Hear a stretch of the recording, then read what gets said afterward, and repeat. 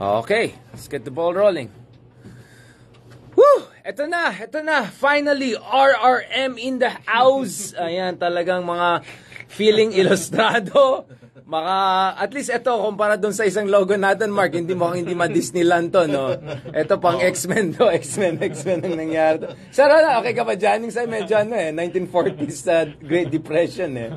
Okay, Mark, mukha kang talaga dyan, talagang the man. Okay. That's it, guys. Ang dami natin pag-usapan. Dami nangyari sa Pilipinas. Sir Ronald, let's start with you. Gaano kalaki? Mukhang pinagkakaguluhan yung ating episode last week, Okay. Impeachment, Dahil itong past week, sa social media, bardagulan yung mga pro-DDS, mga pro-Marcos vloggers over impeachment. Dahil sa atin. Si Banatbay, si Trixie, lahat sila.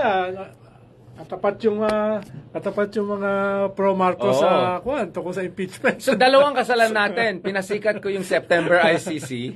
Hindi ko na aminin saan ko nakuha yung information. Pati si Garpio yata hindi niya aminin. Pero yung isa yung impeachment. So, yun yung dalawa sa best-selling natin. Tsaka si Harry Roque, obviously we'll talk about him soon, of course. No, first of all, this Sara impeachment thing, Ronald, September 30 yata magkakaroon ng break, no? Pero I know last year nagkaroon ng ruling na kung saan pwede tuloy-tuloy ang hearings all the way to November. So, the break will not necessarily stop any hearing, especially now na meron na tayong Quadcom. Supra committee ang tawag ko dyan. It won't stop the hearing, pero it will stop an impeachment process. So, kung gagawa sila ng impeachment, talagang bibilisan nila yan. Then October 1, filing of candidacy na. At syempre, yung focus ng mga tao, election na, kahit next year pa yung official campaign. So, I think, kung meron silang itutulak na impeachment, gagawin nila probably next week. Yeah, exactly. Yun nga. Like, someone will just file it just to get the ball rolling. Pero obviously, Mark. May tanong ako Kasi diba, they asked for COA to submit a report tungkol dun sa confidential funds. Right. Na, gaano ba kabilis yung masasubmit ng COA? Actually, ang impeachment is a political process So, hindi naman necessary na merong legal basis yung impeachment. It's a very political. Ang daming basis na pwede yung mga betrayal of public. Sell it to the people trust. Halimbawa, pwede nilang gamitin yung nakasalang sa ICC. Pwede nilang gamitin yung statement ni Las Cañas na may ginawang ganito si Vice President. Pwede nilang gamitin yung nakasampa sa Supreme Court na kaso about confidential and intelligence fund. No? Pwedeng gamitin yung mga statements ni First Lady. Ni Vice President. Ronald, kape-kape. Ni Vice President. Ibig sabihin, anything can be used Right. Now, so long na ang tingin nila, it can be compelling enough para ma-justify at least at the minimum yung House at saka maximum yung Senate. Yung Senate kasi, dyan yung trial bagamat mas mahirap sa Senate, pag ikaw ay nasa kapangyarihan, lalo na ngayon, yung mga senador na critical kay BBM ay sumama na sa ruling coalition. Yung mga senador na critical sa gobyerno ay ngayon ay sasama na sa administration slate for the midterms. No? At kung may mga recalcitrant na may iwan, marami naman yung mga vulnerabilities na pwedeng i-push ng gobyerno. So, ang sinasabi ko lang, sa Pilipinas, anything is possible. But it's not just that, diba? I know, Mark, please, sorry. For me kasi, ang pwede mong strategy dyan is what the Dutertes always do. Yung tapon ka lang ng tapon. Kasi, gusto mo ipakita na radioactive ang mga Dutertes sa paparating. If there's so many cases, and we'll discuss ICC later on, baka yung iba matakot na sumali sa mga Duterte, so they'll be weaker in the elections. Even if impeachment will not happen. Especially now na, at least for the past few years, ngayon yung weakest nila. Ubus ng PDP laban, ubus ng hukpong, suspended yung kakaunting natitira, tapos yung ratings ni Sara bumababa, even the ratings of Digong ay nasa record low, tapos yung dalawang lalaking anak ay labas ng 12. So, ibig sabihin ngayon nila nararamdaman yung... Takot na talaga ngayon. Takot na. Di ba nga nung Maisug hindi sila makapag-rally? So, stigmatized na sila. Yung mga local... Na Duterte tag. Let's just invent a new word. Now there's a... No, the reason I'll tell you what. So, may mga nagdi-defend kay Sara nung time na nag... Munich siya and all. And then someone defended that person. Hindi ko na alam sino yan. And then sinabi ko, etong mga DDS na ito, ganyan, vice governor somewhere, biglang takot siya. Ay, hindi na ako DDS government na ako. So sabi ko, yung pala may Duterte tagging na ngayon, natakot ang tao na aminin. Di ba, Mark? Kung saan dumaan yung Maisug, parang by coincidence, nasususpend. Wala kami dyan. Nasususpend yung mayor, nasususpend yung governor, kung saan dumaan yung Maisug. Kaya ang liliit ngayon ng rally ng Maisug. Yung sa EDSA Shrine, less than 100. Yung Liwasang Bonifacio, less than 200. Tapos wala na sila ngayon mga provincial rallies. Dahil wala lang gustong tumulong. But yung cheap fake nila, di na gumana. But hearing sila, sablay, diba? So Mark, are you surprised how weak the Dutertes are looking? I mean, you were, let's be honest, we have you on the record thinking that Baste will be an easy win in Senate, but so far the numbers show na hindi sila easy win. I mean, I think they can still win if ever, but how ridiculous 3 Dutertes in Senate looks almost impossible at this point, right? Hindi. I'm still not counting out the Dutertes. They still have a very rabid base.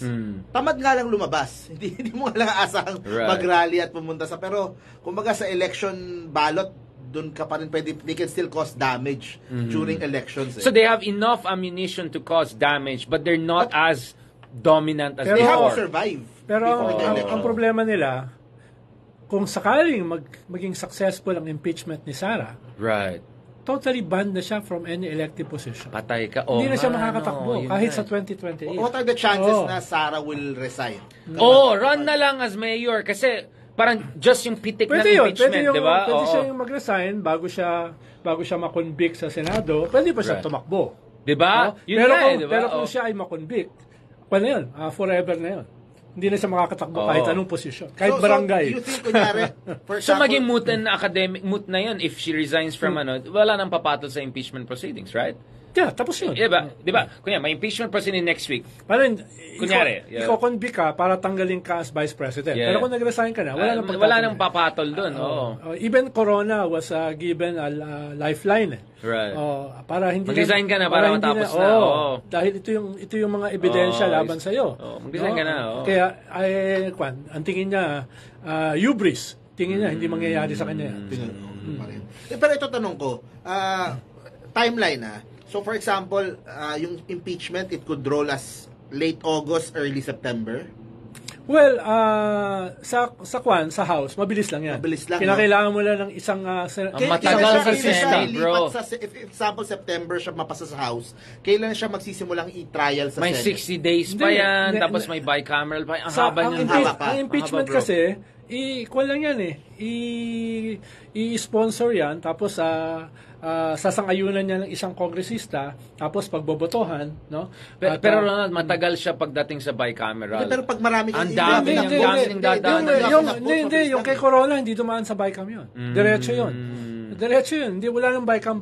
No? How long before it goes from the Congress to the Senate? It can be as fast as possible. So you're saying it's very political, the following week, Pwede. But usually, ang kwan dyan, tumatagal sa Senate dahil bawat senador tawag dito, nagpi-privilege speech, nag-grandstanding, no? Pero kung may utos, may atas, lalo na kung may supermajority ka, tapos yung 8 na kailangan para hindi ma-convict, kung yun ay mahati sa 4, no? So bilangin natin. So Bongo obviously no, Bato no, Robin Hood no, Cynthia I think no also. I'm not sure. Tingin ko si Cynthia and Mark can be pressured. Aimee no. Aimee will vote for Sara. Exactly. So 4 yung sigurado. 4 yung sigurado. Grace po, yung dalawang she play safe kasi paalis na siya. Yung dalawang Cayetano, yung Grace po ay malapit sa gobyerno, no? Tapos si Pia Cayetano. So delikado sila. They might not have the 8 or so, yeah. Talaga. At kung nandun ka naman sa kabilang... So pwede accelerate, expedited, expressway. Kasi nasabi ko, it's possible. Alam mo, Ronald, tayong sisisihin pag nangyari yung impeachment. Kasi tayong nagpasikat na impeachment. Saan galing yung idea na yan? Wala, inisip ko lang, bakit? Sinasabi lang natin, hypothetically, can be done. Hypothetically, pwede ito pero next week, may magsasampa yata Alam ko may magsasampa na. Hypothetically, pwede mangyari yan next week. Hypothetically. Para siyang, para sa yung sinasabi ni Sarah. Sabi ni Sarah, di ba sabi ni Sarah, it's not serious, it's not a joke. It's not hypothetical, but but it's also not real. Sige, Mark. Tatanong ko sa inyo. Yeah. For example, with or without impeachment, ano ang should Sara file for candidacy sa October first week? And ano ba ang tatakbuhin niya? Hindi siya pwede mag-file hindi siya nag-resign. Hindi ba? Hindi. Vice President ka. Oo, bro, may position na siya. Paano ka, hindi ka pwede tumakbo. You fast the first. Hindi ba? No. Vice President? Kung ikaw, hindi pwede? Hindi. Senator, hindi din. Dapat mag-resign ka. Hindi, you can only run. Kunyari you're a senator, Yeah. kunyari you're a senator, tapos gusto mong tumakbong mayor, kailangan mo mag-resign muna. Ronald, maybe you want to put this. Hindi. Pero pag vice president, you need to resign. Hindi. Well, hindi ko alam yung rules sa paano wala pa ako nakitang vice president Na nag-resign na tumakbo so, yun ang tanong, Richard, yun ang... Hindi ko ba... Para alam ko, hindi pwede. Pero kung senator ka... We'll ask a constitutional For expert. example, Fred Kim. Ang senador, hindi kinakailangan Yes, mag-resign. Ang Fred senador. Kim, di ba? Oo. Pero Run for executive mayor. kasi... So, si Sara ba, does she need to resign if she wants to run? This is so crazy. Like, walang presidents talaga. President Shucks. And kung ikaw si Sara, what position would you run? Mayor. Mayor. Kasi ito yung problema dyan. Pag mayor ka, alam mong bubuhusan ng palasyo yung race doon sa Davao. So, you rest na. Kaya niya si Mix Nograles pag Sara pero yan. mas winnable yung Mas mayor winnable siya kesa tatakbo kang senador. Tingin mo. Dahil... As senator, hindi makakuha ng simpatya si Sara enough for her to I think kayang-kaya niyang Senate. Pero useless naman siya sa Senate. She'll just be one vote. It's not about that Kung halimbawa may plano ka sa 2028, Yes, ano yung safer na takbuhan mo? No, na hindi ka ma-impeach, no? Paano pag na-impeach ka, hindi ka na pwedeng tumakbo for president. Kung bababa sa lower position si Sara, it's more dahil para ma-secure yung kanyang pagtakbo sa 2028 for president. Pero pag senator ka in 2025, you have nothing to lose sa 2028 naman. Yes.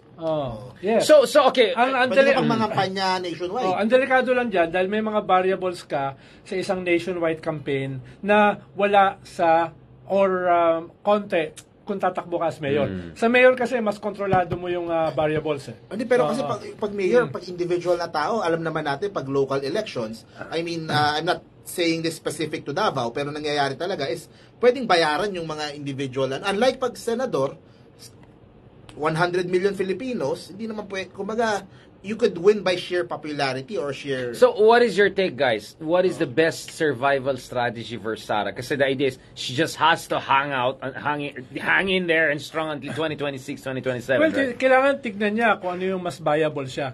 Paano ako, halos sigurado ko, hindi sila matatalo sa Davao. Kung tatakbo si Sara or si Digong. Right. No?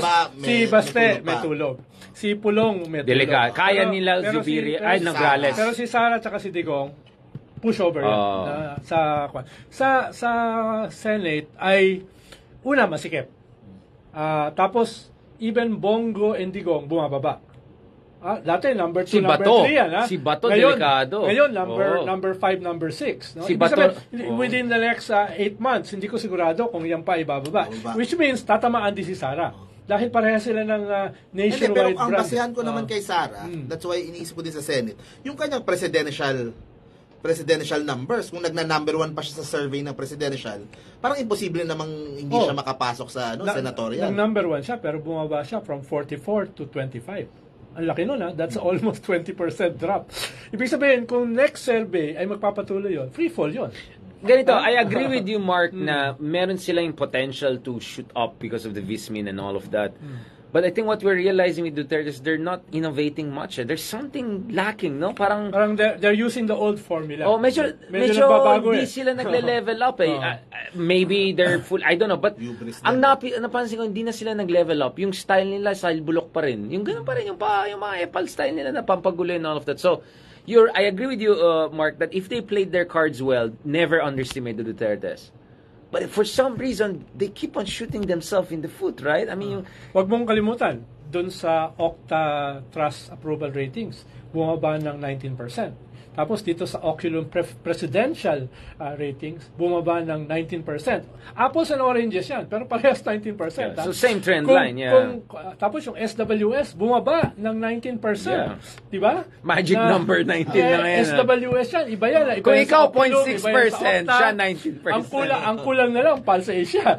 No? Kung magkapare-pareho pa yan, medyo delikado sila. Yung Pulse Asia, madali, chip fake na naman nila. Kaya biglang 40% na naman si Robin Hood Padilla. Now, let's go to the next topic. Pag-usapan naman natin si Bato and ICC because Bato is panic mode na ngayon na dun sa privilege speech na nung Monday, sabi niya talaga dapat pagbawalan ng any cooperation with ICC. Ito ay, sampal sa mukha ng Pilipinas, sa dangal natin, siyempre tatawa na naman tayo, mga West Philippine Sea, di ba? But he's panicking. And Justice Carpio said on my, September, same we're hearing from Sonny. I heard similar things when I was at The Hague. Ang hindi ko alam mangyari is, sabay ba lalabas yung warrants of arrest dun sa mga nasa lista, 5 yata sila, or mag-announce muna si Karim Khan ng recommendation for warrants of arrest, pa-approve niya and then go. So parang, anyway, September ang alam namin, something will happen along those lines. Una, tama ka, nagpapanik si Bato. Yeah. Dahil una niyang signs of panicking nung nagsalita siya last week. Na willing siya magpa-interview. Hindi lang yun. Na 4 dun sa 5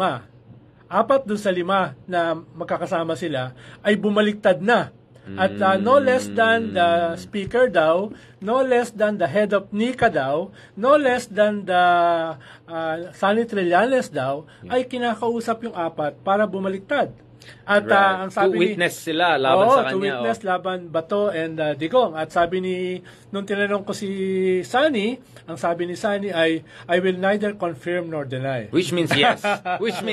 That's Sonny way. So Digong and BBM are delikado. Hindi si Sara, di ba? Yeah, so tama. Digong and Bato, no? Silang dalawa talaga. BBM. Hindi BBM sa yun. So hindi lang ako, Tapos ikalawa, itong kanyang ipafile na bill para ipagbawal ang pagpasok ng ICC. Di ba? Di ba pwede iba yung mag-file na hindi siya? Kasi parang ang pangit, di ba? Mag-file ka to protect yourself. Mark. Pero tingin ko kahit si Robin ay hindi ganun kabobo para mag-file ng ganun bill. No? Si Robin kasi busy kanina magtanong paano kung gusto mo may mangyari tapos ayaw ng asawa mo. Yung mga ganyan na level Kaya sorry, Lord. I'm so sorry like that, guys. Kaya, it's really panic time. Sino yung nasa likod ni Robin Hood Padilla na may ganun hair tapos bigote? Sino ba yan? Kilala mo ba yan? Hindi ko napansin. Nakita yung picture, Jinggoy, tapos Robin Hood, pakapal na, and then may nandun sa likod. Sa showbiz din ata yun. Parang The Prince yung itsura. Hindi ba nakita mo yun, Ronald? Hindi ko napansin. Oh my God, papakita ko sa'yo, pare. Dami nag-react doon. Andun din siya kanina doon sa hearing ni kaya hindi ko alam. Staff ba niya yan? Or showbiz ba yan? Ano ba nangyari? Galing sa showbiz yun. So you're saying even Robin Hood Padilla is smart enough to realize mukhang delikado na. Pero, Mark, diba? Sabi nga ni Zubir, I've seen strange things in my life. Bato! Ito yung guy sa likod, yung ganyan ng hair, tapos may bigote na. Sino yan? Sino yan? Artista yan. Artista ba yan? Kala ko Richard daw. Ano yan? Artista yan. So you were saying, so yung Bato. So yun, talagang kung makikita mo yung kanyang, at least yung 2 major statements niya this past few days, talagang hindi po na kailangan mag-isip. It's panic time. Sabi nga, okay naman magpa-interview ako. Pero wag nila ako. Ganon, diba? Yun lang naman ganun. Do you think they will hide? Pag lumabas yung first day warrant, magkibuloy ba sila? Well, yung isang pinag-usapan nga namin kanina, tinanong namin kay Attorney Conti, pwede bang magtago si Bato sa Senate? Parang si Trillanes. Yun ang inisip ko may mga ganun kasing incident. Yun ang inisip ko. No, lalo na kung poprotektahan siya ng mga senador. Especially Escudero. Which I doubt. Binanata na ni Escudero si Sara. Interesting. And he will move up. He will move up. At kung may impeach si Sara, may may isang senador na aakyat. Not necessarily the Senate President. No. But the President will determine. Yes. So if you're cheese, you want to move up. And I was told the First Lady is okay with the idea of... Yes. I don't know. I was just... Well, theoretically, pwedeng kahit sino ipalit na kongresista at saka senador. Pwede speaker, pero siyempre, kung Senate President ka, mas gusto mo muna, ikaw.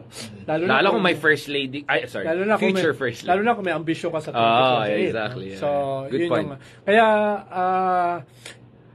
yun nga yung debate namin. Sabi ni Attorney Conti, baka umakyat yan sa Supreme Court. Baka umakyat yan sa Supreme Court. No? So, posible magpa-TRO? Paano siya akit ng Supreme Court? Halimbawa, sakali. Ako sa Senate magtago? Halimbawa, magtago siya sa Senate at hindi siya isusurrender ng senador, pwede yan umakyat sa Supreme Court. Pero kung isusurrender siya ng Senate, di tapos. No. So, sa tingin mo ba to will just hide with Kibo lawyers? Something like that. Saan ba siya pumunta? Tingin ko sa basa niya sa Senado, baka hindi naman siya doon magtago. Dapat ba nasa watchlist na rin siya? Parang si Harry? Well, wala pang basihan yung watchlist. Hindi pwedeng basihan yung rumors. Pero yung Blue Notice, di ba? May ganun na sila? Pag pupunta siya sa ICC compliant countries. At saka yung Blue Notice ay hindi naman siya huhulihin i-hold lang siya. No, yung red notice, iba yon. No? Ibig sabihin, meron kang warrant sa isang member country. Right. Kaya pwede kang hulihin. Yung blue, maghihintay ka ng ICC hanggat tumating yung ICC para i-interview ka. So, kung hindi darating yung ICC for a year, para kang yung pelikulang The Terminal. Stateless. Ito din ang iniisip ko. Lutang ka. Kamusta kaya magiging sympathy ng tao if ever arrestuhin si Digong? Well, kung mataas ang approval rating, ang support kay Digong, then pwede siyang ma-trigger ng something, no? Pero kung yung approval rating mo ay pababa, halimbawa from a high of 91 to 93% noong 2021 at ngayon ay nasa level ka na ng 40 plus, kung titignan mo yung Senate surveys, ay medyo mababa yan dramatically, no? Kaya at baka bumaba pa. Pero kahit halimbawa magkaroon ng sympathy, yung sympathy kasi dalawa lang yan eh. Either yung sympathy mapunta sa eleksyon o mapunta sa isang mutiny or coup. Right. No? Duda ako kung merong mag-mutiny or mag-coup at this point. Wala. Sa midterm na napakalakas ng incumbent at suportado ng Western powers at anti-China. Dahil siyempre, ang military at police is also very anti-China. So, duda ako kung magkakaroon. Election, iba kasi yung midterm, senatorial. Medyo magdrama, paawa effect. Ang presidential election, 4 years malayo pa. So, baka ma-dissipate na yan kung meron mang sympathy na makuha. No? Right. Now, next topic, I want to talk about this, yung logistics naman. So, we have some regional directors, police willing to testify and cooperate. We saw some reshuffling sa Davao. But may mga holdovers pa daw. Kunyari, may nagsabi si Alberto Bernardo sa Napolcom, parang appointee ni Digong yan na 11th hour, nandun pa rin sa... Even yung NBI, Regional 11. Yun nga eh, parang may mga leftovers daw na kailangan... Mas legal yan eh, dahil ang sinasabi nito... Fixed term kasi yun. Sinasabi nito, fixed term daw. Kahit nagpe-pension na siya, Pero, nag-retire na siya eh. Kumukuha na siya ng pension pag nag-retire ka na, tapos na yung term mo. No, tinapos mo na. Dahil pero yan, medyo gray zone kasi aakyat yan sa korte. No? Gray zone yung korte ang magkukan. Lalo na kung magpa-file siya ng motion for reconsideration ng MR. Right. No? Dahil nga, medyo unique case yan eh. Yeah, medyo nasa gitna siya eh. Meron kang term, pero nag-retire ka ng pension, di ba? Nag-retire ka na. Yeah, exactly. So, technically, tapos ka na. Ronald, do you think even the Duterte appointees or leftovers are gonna willing to risk it all, considering medyo nagiging radioactive? Kasi kaya nga sabi ko, Mark, mahalaga yung igaganon mo yung mga Dutertes para radioactive na sila, para bibitawan sila ng iba, yung mga fence-sitters. Halimbawa, yung inappoint ni Duterte sa MECO, sa Taiwan, si Bebot Bello, tinanggal na siya. Oo nga. Tinanggal na siya. Dahil nga, identified siya kay Digong. Kahit tahimik lang siya. Kahit wala akong malaman lang dyan. Kahit inappoint siya nung panahon ni BBM. Hindi siya inappoint nung panahon ni Digong. Inappoint siya dito, pero tinanggal pa rin siya. Dahil nga, identified siya. So, yung mga iba dyan na natitira, kinakabahan na yan. Na baka bilang na yung oras nila. Sa NYC. Duterte Youth yun yung asawa niya, Duterte Youth. Maging na yan, bagong lipunan youth na yan. Malapit na maging ibang youth na yan, youth na mangyari dyan. So, Do you think minamasahe na on the ground para if ever kailangan ni aresto ng mga yan, na this will work? Na if ever even Bato and Duterte will hold up? Oh, definitely. No, dahil bardagulan eh. Ito ba kay Kibuloy, parang dress rehearsal? Hindi, ang alam ko, hindi. 3-in-1 nila gagawin. Isabay na si Kibuloy. Pag kukunin yan, isabay na sila. Isabay na para isahan ka Oo. na lang. Hindi siya dress rehearsal. Package deal ang mangyari. Actually, ang build-up dyan, yung confidential at saka intelligence. Correct. At saka yung pagtanggal kay GMA as Deputy Speaker. Shucks, ang dami nilang problema. So, doon nagsimula yan. Doon nagsimula. Dami nilang problema. Kaya sumisikip na talaga yung mundo nila. Sumisikip talaga ang mundo. Ang tawag dyan ng lolo ko, karma. Ayun na. Dito na tayo sa last part na ito, guys. Okay, mukhang supra ang problema ng mga digong. May supra committee, quad committee, may supra problems. Pag-usapan naman natin si Attorney Supra. Mukhang lalong sisingit ang mundo niya. Yun. Dahil ang yabang-yabang niya nung interview niya kay Trixie Angeles. Kay Digong, no? Parang wala lang. Parang wala akong problema. Yeah, exactly. Parang kayo may problema. Ako, wala. All is good. All is good. Life is good. Talagang isasample yan. No? Sabi nga ng PAOK, Mark! pinag-aaralan siyang kasuhan. Mark, I think this is your time to shine, brother. Tapos yung disbarment pa. Oo. Hindi lang ex-human rights lawyer, ex-lawyer. At sabi niya, Wag lang ex-human. at sabi niya doon kay Digong at saka doon kay Trixie, ako mag-aabogado kay Digong sa ICC. Ibig sabihin, sabi ni Digong, hindi siya papahuli ng buhay sa ICC. Paano siya mag-aabogado? Di ba? Kung hindi papahuli ng buhay. Ibig sabihin, pwedeng mahuli ng buhay. No? At saka ano? Kasi ano? Diba? Malikot ka mag-isip ba? Very dialectical. Very dialectical. Tapos paano siya mag-aabogado? Kung hindi Mark, anong analysis mo dyan? Paano ka mag-aabogado kung hindi ka na-abogado? Ito na naman tayo. Conceptual category naman tayo. Mark, nabasa sa tweet kanina naman. Mark. Kay Tatay Harry Roque. Ito medyo tatanong ko din. Kasi yung sa isa yung sa PAOK, yung posibleng kaso, pero yung disbarment is another issue. Yeah. Pwede nabasa ko sa Twitter, sa X, na pwede ba ang ma-disbarment ng extramarital affairs? Yun! Pwede. Yun! Kasama Marvels dyan. Posibleng grounds Pwede, yun. So, delikado din pala si Tatay Harry. Ang extramarital ba? Ano ba? Pwedeng ano? Pwede yun. Pwede yun. Kaya nga hindi ako abogado eh. Ikaw muna ma-disbar. Paglabas pa lang niya sa disbar ka. May nakapila na. Disbar na yan. So meron pa, he has all to worry about that also. Maging ex-lawyer na rin siya. Alam mo naman, attorney, napaka-broad ng moral turpitude. Napaka-broad nun eh. Di ba? Pero ano naman? Ano naman, I'm aviation school na. With all this, bakit ang tatapang pa rin? Bakit no choice, bro? Arrogant pa rin? Hubris! Yun nga eh. Alam mo si Harry, naglalakad na capital H-U-B-R-I-S. Siya yung naglalakad na hubris eh. Kinabahan ako. Ano sasabihin? Ano yun? Wala na, tapos na live to eh. Ano ba sasabihin? Okay, good. Ronald, gumagaling ka na. Behave ako. Talagang pag nasa studio, behave ka. Pag nasa Shogun ka, medyo iba na. Mark, anong latest sa Heredera dynamics? Santo. Yung Heredera. yung mga funds, stocks, mga ganon. Santo. Yung mga stocks niya sa Pogo. Di ba sabi mo, hindi ka kasama sa masama pa loob ko doon. Hindi ako kasama doon sa Biancham, di ba? Dapat Biancham Mark dapat yun eh. Medyo masama loob ko eh. Talagang baka pwede ka magtestigo doon sa... Inuna pa yung AR kaysa sa kaya masama loob ko sa totoo lang. Parang ko ngayon, parang si Kaloy tsaka yung nanay niya, ganon. Ayun! Yan ang magandang tapusan natin. Wala kang pelikula well AR met Harry.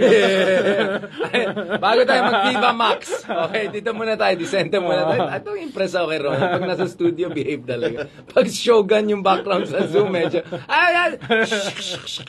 So, tapusin natin on this episode. The last point. Mark, why 24/7 you're defending Chloe? What's going on? Is there a history I don't know about? Ito yan. Come on, bro. What's going on? Carlos Yulo sacrifice so much for the country. To win us double gold medal. Ibigay mo na. Ibigay na natin yun sa Ibigay mo kanya. na. Yun ang way ko. Hindi ako nakasupport bago siya manalo eh. So, bumabawi ako Ibigay mo na. by defending yung kanyang lovey-dubs na si Chloe. Ikaw din naman, kung magmahal ka rin, hindi rin namin kukontrahin.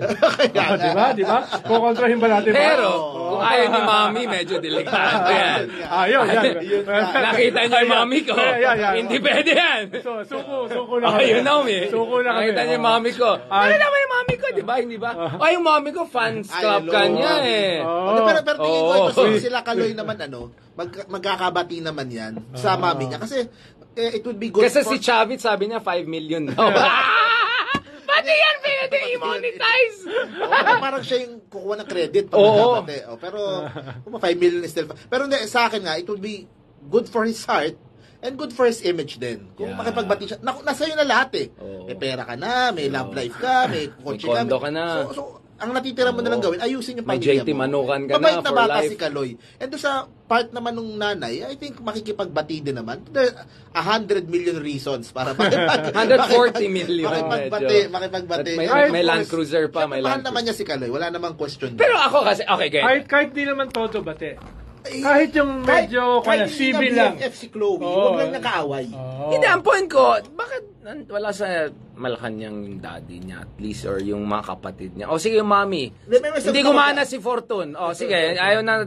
Pero yung daddy sana tsaka yung mga anak, hindi pwede sama doon sa Malacanang. Once in a while lang naman yan eh. Iiwan yung nanay kasama yung So all or nothing. Meron pang alitan kasi. Maganda na they solve it off the camera. Ang sabi ko nga sa sa post ko din, kunin niya muna yung mga premyo. Baka mauwi yan eh. Pag nakuha niya yung premyo, puntahan niya, tsaka siya makipagbate. Kahit mas malapit siya sa tatay, baka hindi masyado maganda na nandun yung tatay. Better ano na lang. Yes. Solve it pag I want to ask another question.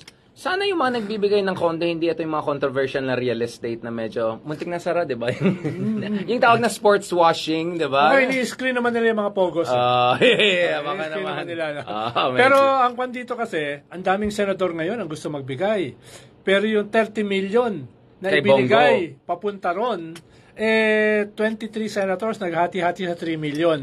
At isang senador lang ang nagbigay ng 27 million. Si Risa, laki ng binigay niya. Hindi na, siya lang.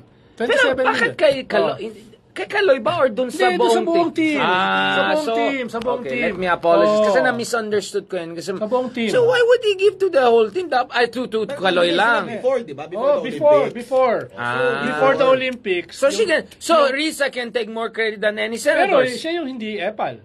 Tapos ngayon, yung 23. Pero ang EPAL kasi gumagana eh. Nagbigay ng capitalist ang bansa mo eh. Siyempre, kasama yan eh.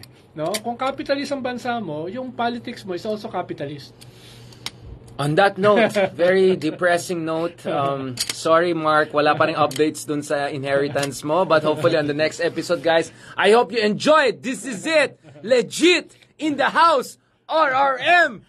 Yeah! Ilustrado. Yan. Bago magalit si Lord De Vera at saka Xiao Chua, ano natin yan. Yung isa kasi Super Mario namin, baka makasuhan ng Disney yan. Ay, Nintendo, sorry. For the record, wala po akong kinalaman dyan. For the record, ha? For the record, may ha-ha-ha emoji siya nung pinadala ko. Si Mark, ha-ha, pero pwede palitan. Sabi ko tayo, itong mga Team Chloe na yan, ha? Pero pwede palitan yung serious type. Kanina, sinestress ko yung, isan mo na, magsisimula na kami.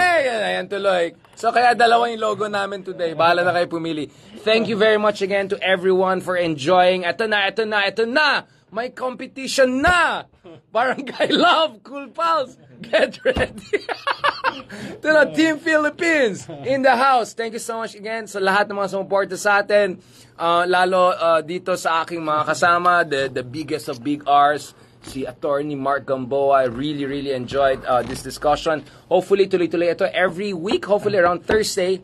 As long as available yung star of the show natin at saka yung mga guests natin. Gawin natin ito. Wala naman kami choice. Yeah.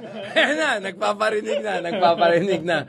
On that note, thank you very much. God bless and talk to you soon. Okay, wow. That was it. Booyakasha.